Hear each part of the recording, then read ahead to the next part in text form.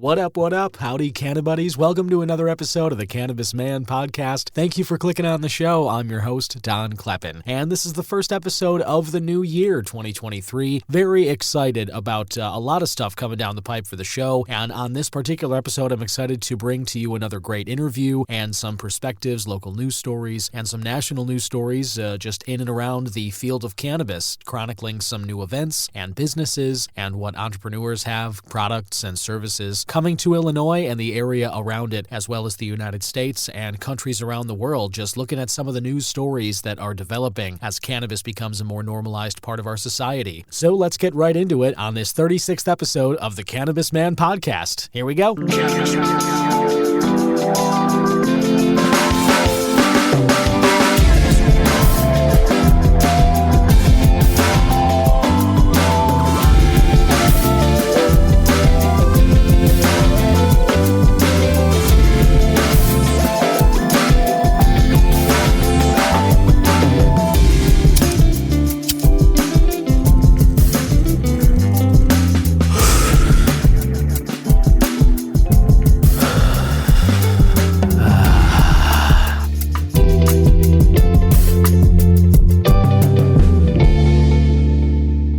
That's the theme right there, recorded and created by my man Yusu Kim, aka Good Son. You can check him out on Instagram at I Am a Good Son, and he usually puts up some pretty great new music and is on tour doing shows around. You can hear more of some of the great stuff he creates and find him on his Instagram there. I was gifted a bottle of Basil Hayden whiskey, which I've gotten into this evening, so cheers, whatever you're drinking, whenever you're listening to this, whether it be coffee, tea, some wine, or whiskey like me, perhaps some beer, whatever it is, whatever your beverage of choice, cheers to a new year.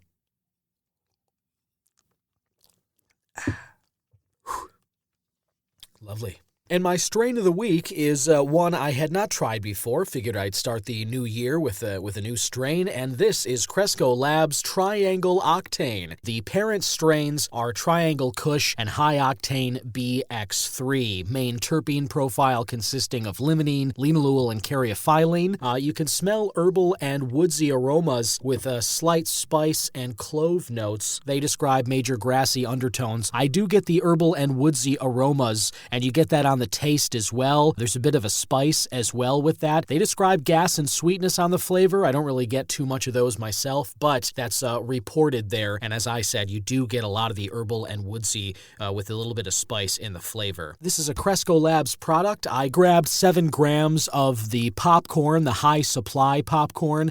They sell these on sale sometimes. The date of harvest on this is August 15th, 2022, packaged September 21st. And it wasn't so dry or anything. I didn't really notice any problems with this myself. Quality was decent. I got it before the new year. They were running a sale. It was somewhere around $50 at the Sunnyside that I go to. And the main reported effects, and I can corroborate these myself, calming, relaxing, and introspective. It's officially a hybrid. If you've listened to the show before, I tend to lean towards sativas. I do like to smoke throughout the day, and I like to get things done. And this one's a hybrid, and it's sort of, I don't really get too much energy from it. My last strain of the week was Space Monkey, and I noticed a lot more of an energy boost from that one by comparison. Triangle Octane, even though the name Octane might indicate sort of a little bit of a jazzy energy boost or something, it's not really what I get from this Triangle Octane. It's introspective, it is calming.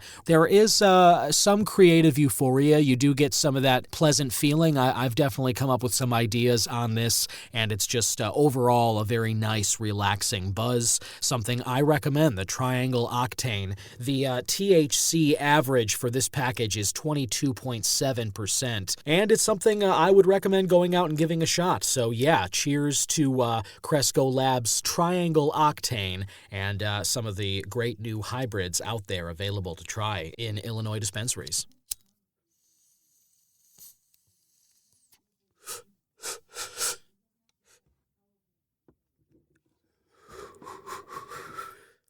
Woohoo! All right, and what's your strain of the week? Let me know any kind of cannabis products that you've tried, flour, gummies, any kind of concentrates like RSO oil or any tinctures or whatever, tonics. I love to hear about it, and I'd love to try some new stuff. And any suggestions, just go ahead and click that question or comments link in the show description notes, or you can always email host@cannabismanpodcast.com. And now let's get into the News Joint wrap. This is a wrap-up of Illinois news stories and events around cannabis, all put together by IllinoisNewsJoint.com. Think of it as the joint you can hit for all your Illinois cannabis news and reviews. And let's start with one that I think is so fantastic. Rise Lounge is hosting a stoner speed dating event. It is known as the Puff and Cuff Stoner Speed Dating Event. It'll be Thursday, January 19th at the Rise Lounge in Smoke Easy in Mundelein, Illinois. It's presented by Cannabati Management,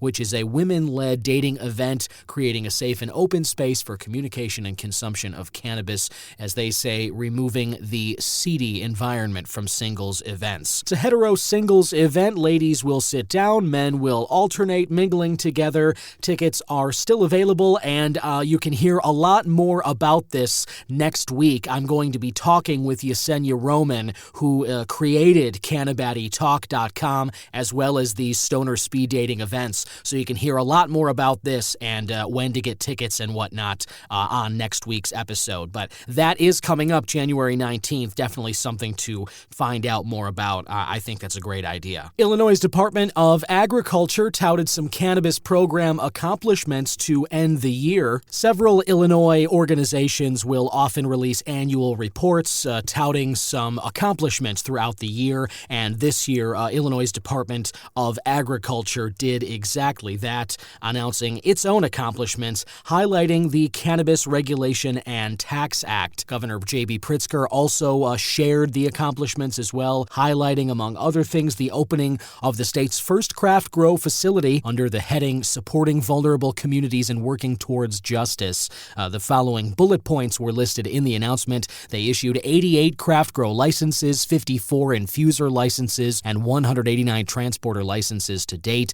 85% of all new licenses under the CRTA are equity by ownership. The first social equity craft grow licensee successfully commenced business operations. That's located in Rockford. It's Star Buds. That's the name. It's 66% black owned. 2 licensees were given operational infuser permits and successfully commenced business operations located in Pekin, Illinois. Crown, with a K, is 51% women-owned.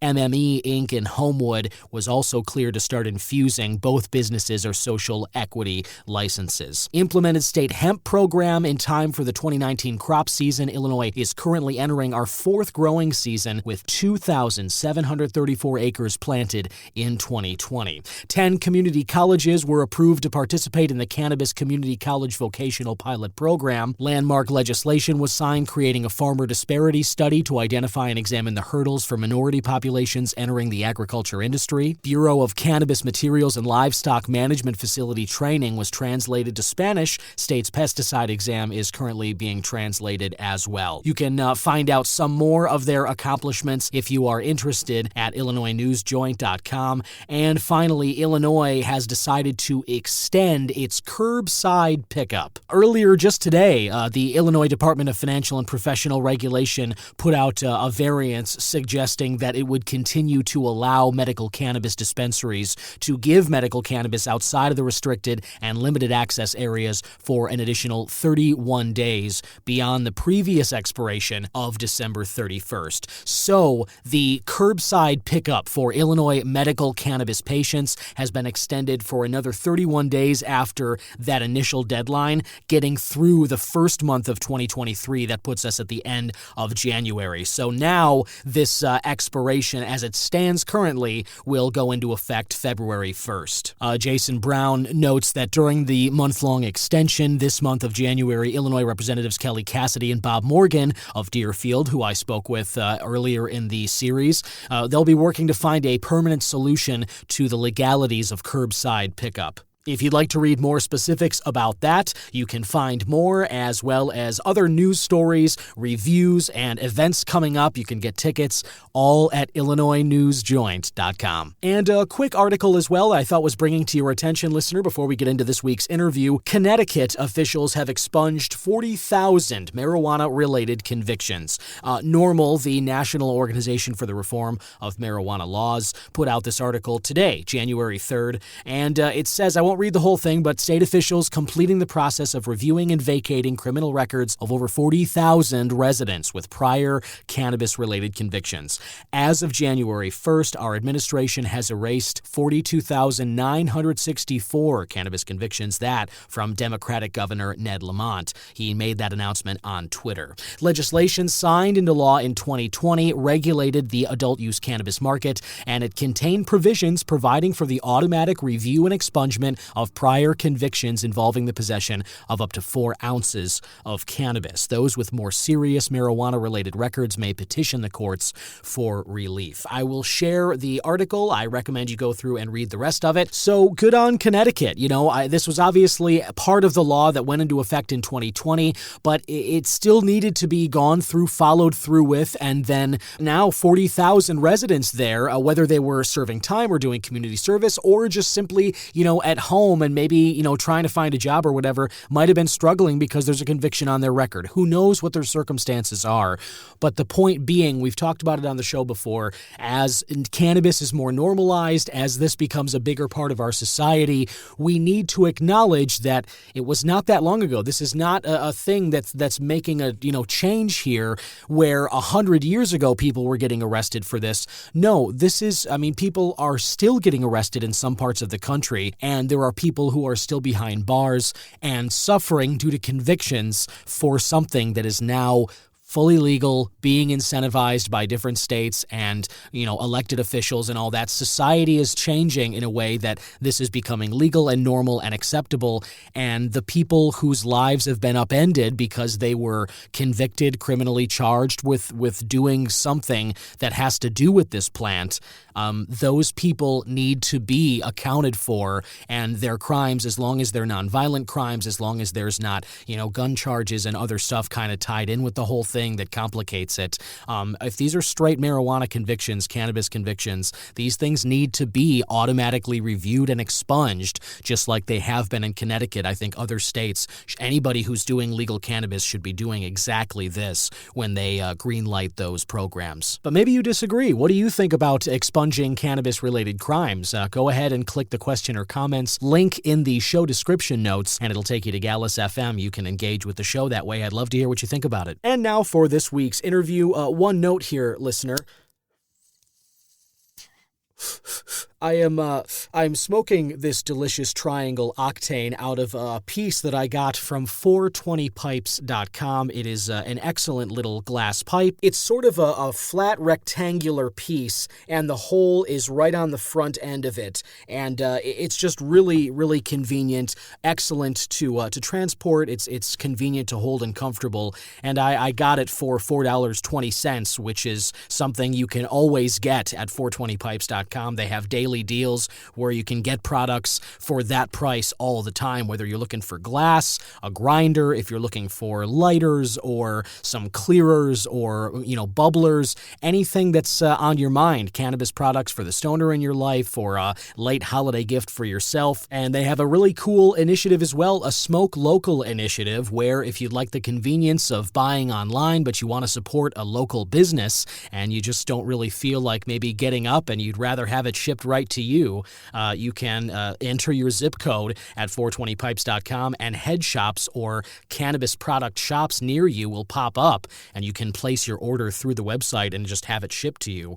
And better yet, use the code CannabisMan at checkout, CANNABISMAN, and you can knock 10% off of your entire cart order. When you're thinking of getting your next cannabis product, think about 420pipes.com. We did have a slight technical difficulty at the front end of the interview that I wasn't really able to effectively remove without, ruining continuity and such. So if you hear some echo delay or whatever on the front end, that gets sorted out pretty quickly. Just bear with it, please, if you wouldn't mind. Listener, my guests today, and that would be plural, there are two guests joining us, and it's very exciting. They both work at Olive Harvey, which is one of the city colleges of Chicago. Olive Harvey has not only a wonderful campus on the southeast side of Chicago, it's a 67-acre massive community college campus, and they have a relatively new program where there's an on-site cannabis greenhouse, and students can kind of get hands-on learning experiences, as well as obviously other programs and certificates that the school offers. And my guests today are here to talk a little about the college, Olive Harvey, and what else is going on there regarding cannabis and many other things around that can help Chicagoans out. Listener, please welcome President Dr. Kimberly Hollingsworth and Dean Akilah Easter. Welcome, both of you. Thank you. We're excited to be here. And thanks for having us. Of course. And I just want to make sure that I got that right? It's Dean Akilah Easter. You're Dean of Agriculture or Biology? Urban agriculture. My background is biology, but yes, Akilah. Mm-hmm. My first question, I guess, will go with, and you can just answer one at a time. But first here, Dr. Hollingsworth, what was it that made you think that, adding cannabis, as a certificate or program for Olive Harvey was a good idea? So, I would like to take credit for being the brainchild behind cannabis education, but I was more of a supporter of the ask by our faculty. In 2019, when recreational cannabis became legal, our faculty approached me about an opportunity to branch off into the cannabis space. And so from a number of conversations with them, they were really excited about bringing cannabis education to the southeast side of Chicago, specifically because, and inherently, this has been a population of students in a community that had been disproportionately impacted by the war on drugs. After speaking with them and their staunch advocacy behind it, I approached our chancellor to explore the opportunity. And he was sold initially, but I also had to sell our board of trustees, who can, be a little conservative, and understandably so. And so I literally was selling weed. That's like the running joke on the southeast side of Chicago. But when they understood, the opportunities, both directly and all the ancillary opportunities within cannabis, they were sold. And from that point on, we started to build this program, and we started with dispensary operations. And it just really grew into let me tell you, there's going to be a lot of puns too. It literally grew into more than what we could have ever imagined. Right now, our cannabis education program is our largest program at the college. There's just tremendous interest. It's a field that is ever growing, and again, so many opportunities. That we were just super excited to explore this space, to bring on an expert like Dean Easter to grow our program even further, to expand, to build and construct a greenhouse, and to grow a new department known as urban agriculture, which she'll talk a little bit more about. But we just thought it was the right time, and we had the right people in place, and so here we are today with a full-fledged applied cannabis studies program. And good on you for kind of, I think, just taking it, as you said, the suggestion from your faculty who were excited about it, and then to kind of sell it to the board of trustees. I think that's just really cool, and it sounds like as you mentioned, the enthusiasm around the cannabis industry. It's palpable. It's one of my favorite things about kind of this topic and doing the show as well. This next question's for you, Dean Easter. As President Hollingsworth mentioned, the Department of Urban Agriculture is a new department at the college, and I guess I'm just wondering, what was it for you that what excites you about cannabis, and what made you think that sort of department would be beneficial to students going forward? Well, I wanted to, first of all, it would be my family history. I'm from a family of farmers, so I've always had respect for the land and what the land can bring to us. And a lot of people tend to separate this cannabis plant from all other aspects of the land and other plants. I wanted to really focus on, that scientific aspect, that I understand the benefits of this plant, but a lot of people just think about one benefit of the plant. But there's hundreds of benefits that the plant, and being that I knew that from a young age, just from our family history and me almost getting kicked out of school for writing about cannabis in high school, saying that it needs to be legalized. So that was in I'm talking about the late 90s, that era. So having that understanding of the plant and what it actually did, I knew that what Olive Harvey was doing, that we could change the direction of what the educational opportunities are associated with the plant. A lot of people want to learn. If you look on, maybe social media or on the YouTube channels and things like that, you may find more of just how to grow this plant, right? Right. But we want to get that historical connection. Dr. Hollingsworth mentioned from those who have been just as impacted by this plant, and now everybody's walking around freely with it. So that contradiction was kind of frustrating. And I know that Olive Harvey could have the opportunity to change that narrative. So when developing curriculum and things such as that was our focus: social equity and, of course, the science of the plant, to make it seem more digestible by more academic centers. So that's what was the ultimate goal was. Right on. Yeah. And I have to say, congrats to you. I'm impressed that you wrote a paper like, early on in school, just arguing something that takes some fortitude, some intestinal fortitude, let's say, to kind of, try and educate your elders on, something that to be true, but yet you're hearing,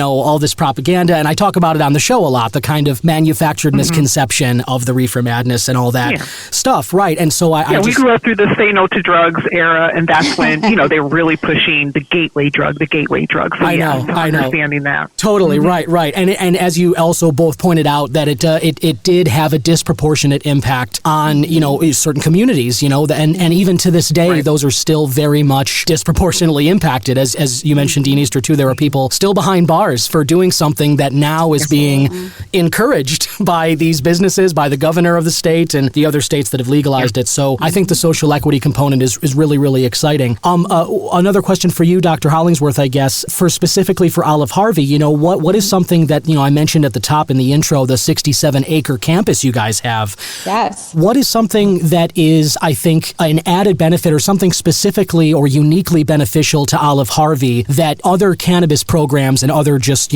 college programs, I guess, don't have? What's a bonus? Well, I think you kind of summed it up. It's just the sheer space and the acreage associated with our campus. A lot of people don't know that we are actually sitting on a recognized wetland. And the fact that we do have a greenhouse, our chancellor, when we announced that we really wanted to delve a little bit deeper into the cannabis space, we knew how important a hands-on experience for our student was going to be. And so we were able to to construct a greenhouse. Dean Easter, in her innovation, in her enterprising ways, has a lot of plans for all of that space that we have at Olive Harvey College, and to expand our urban agriculture department. So I think the fact that, we just have the space to grow, and not, when I say grow, not cannabis per se, we are growing hemp, but we have space to grow our urban agriculture department. We've even been looking at some farms and some farming opportunities and vertical farming. A mock dispensary is in the works as well on the campus. So and Dean Easter can tell you, these are all of her babies. What is my other favorite, like a butterfly gazebo. And so it's just so many opportunities that we're just excited about having the sheer acreage to be able to grow our program even further. Sure, and that does sound very exciting. And Dean Easter, please, if you wouldn't mind, I'd love to hear a little more just expansion on what the greenhouse that Dr. Hollingsworth just mentioned, what kind of opportunities that affords students coming to Olive Harvey, as well as what some of your plans are kind of for, again, growing that space. What other kind of stuff do you have in mind for the future? Yeah, so I think that's a testament to our leadership, having that openness to innovation cultivation. So I do gratefully appreciate Dr. Hollingsworth for letting me play around in this little playground. With the greenhouse, we currently are growing hemp, and we're also growing other plants. So we have 2 zones within our greenhouse so that we can create different environments. And I've specified one of the zones to grow hemp specifically. And what we're doing is we're looking at different genetics to see what conditions are best for them. So that was our first grow. Our next grow is going to be just a large crop grow of 3 particular genetics of hemp. And that's what we're going to allow students to be able to go from seed to harvest. Our semesters are 16 weeks, which will allow for adequate time for our students to literally start growing a plant and to be able to harvest it at the end. That's what makes us stand out. The hand touching, the actual touching of the plants. We have some theoretical aspect, of course, but our students will get that hands-on aspect. And then it also, because within the greenhouse, we have our traditional plants growing, our heirloom plants, connecting the concept that cannabis is a plant, right? Having our students understand we can create the same conditions in growing tomatoes and things such as that, the care that they need, we can apply that to cannabis. Again, it is a plant. And we also have some aquaponic. We want to do different methods of growing. So we don't just want to do from the traditional seed to harvest. We want to look into the aquaponics, the hydroponic aspect, and then community gardens as well. All that acreage that we have, our students are going to get an opportunity. And that's unique because we're the only urban agriculture department in city colleges, right? So it is making people come to our campus, the community come to our campus and offer that direct engagement. And then with the mock dispensary, we're also going to be doing infusion on campus within there. So we can also test our cannabis. We have an HPLC machine that allows us to do that. Again, going back to the science. And then we'll be doing some indoor grows and cultivation as well. So our students are going to get a small scale dispensary and cultivation center, which is what makes Olive Harvey stand out from the rest. Wow, that is incredibly exciting. I mean, there's a lot there to imagine just from anybody who wants to learn more about this. There's a lot of aspects to the cannabis industry. It sounds like that you're going to be taking them through in a hands-on way for the cannabis industry. I think there's a lot to be excited about there. I'm curious about your opinions about this. Now, this is just kind of, we've talked a little in the conversation about the social equity aspect of this industry and how the legal industry kind of has an obligation certainly to try and, I guess, right the wrongs, some of them, of the war on drugs as best they possibly can. And I'm just kind of curious as to your opinions about this. I don't want you to have to say anything that you're not comfortable with or anything, and you don't have to, drag the state of Illinois through the mud or anything. But I guess I'm just kind of curious to what both of your opinions are about, we're 3 years into Illinois' legal recreational program here, and I'm curious how you think they've done in regard to social equity and that consideration. If Dr. Hollingsworth, if you want to go first, and then Dean Easter, if you can go after, that'd be great. And I know you understand we kind of have to steer clear of our opinions on this aspect of the conversation. But what I will say is that Olive Harvey College is really committed to ensuring that we do our part. And so we have been able to leverage some of the MSOs and our partners through, some of their donations to be able to afford our population of students, our community opportunities that they would not have, normally had. So can a lot more be done? Absolutely. Are those who have been most impacted benefiting the most right now? I, in my opinion, would absolutely say no. But what we are absolutely committed to doing is ensuring as a community college with a mission that is driven, to serve those in need, we are going to do our part to ensure that they have the opportunities to be able to explore the cannabis space. For sure. And Dean Easter, how do you feel?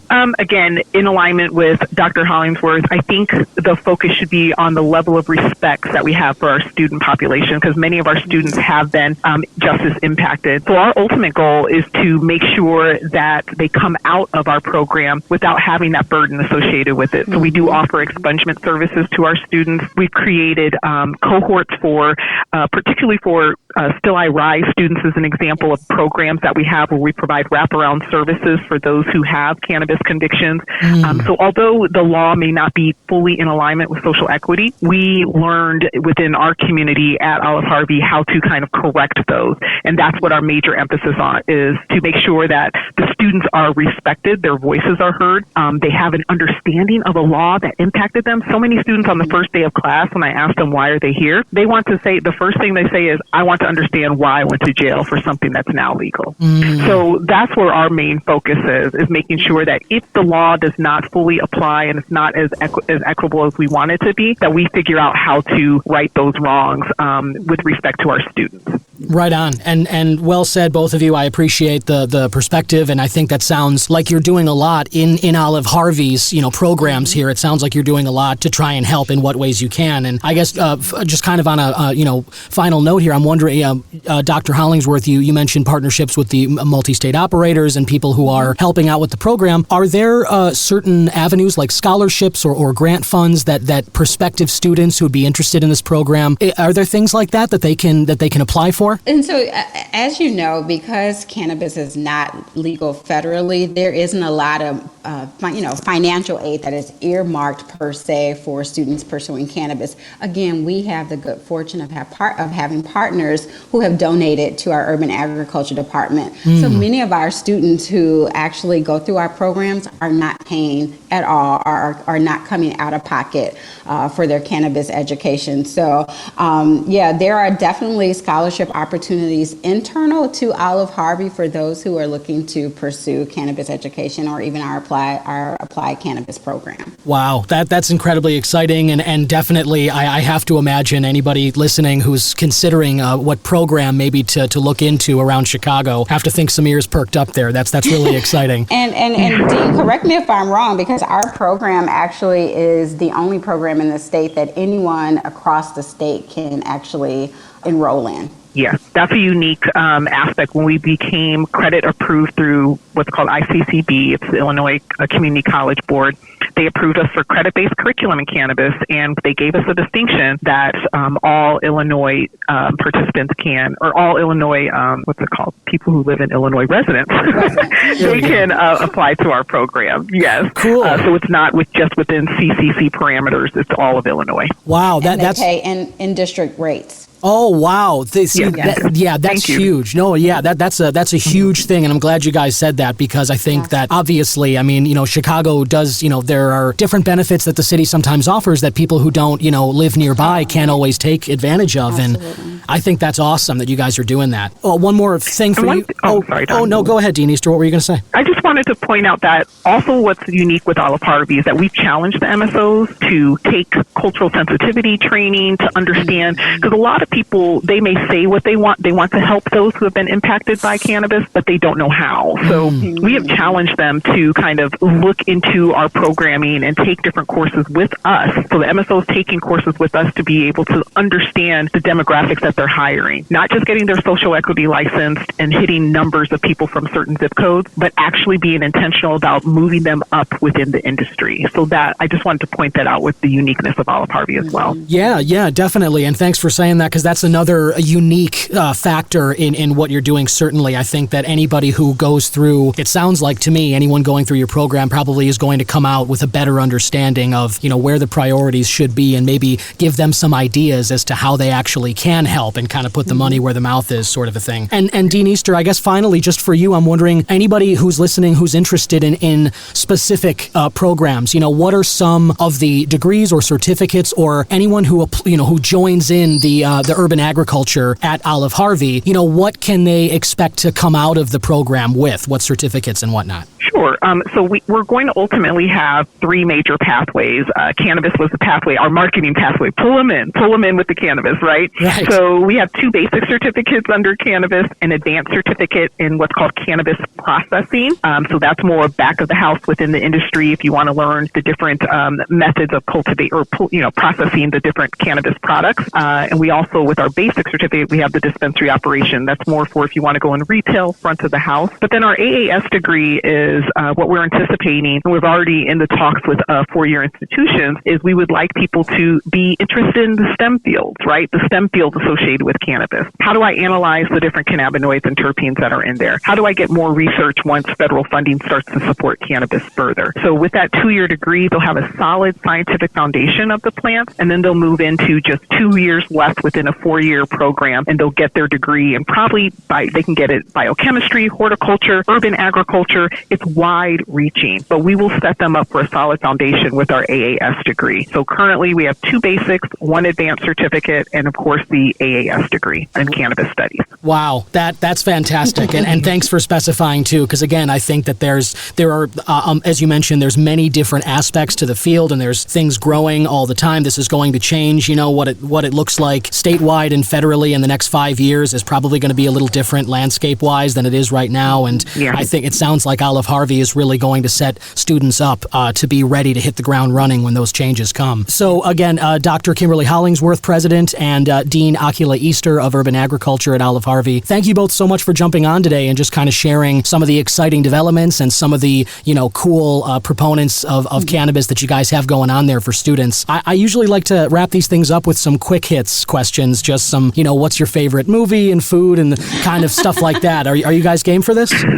I'm game. I'm game. All right, cool. Okay, let's go. Cool, yeah, for sure.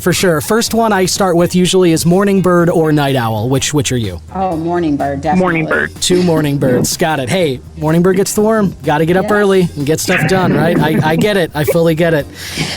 Favorite cuisines or foods? If you guys are celebrating, if you got a birthday, or the board of trustees just approved the cannabis program at Olive Harvey. What's the celebratory dinner or restaurant? Where are you definitely going to hit? I'm definitely having lobster. Nice. I'm definitely having fried chicken and macaroni. So those are my favorite.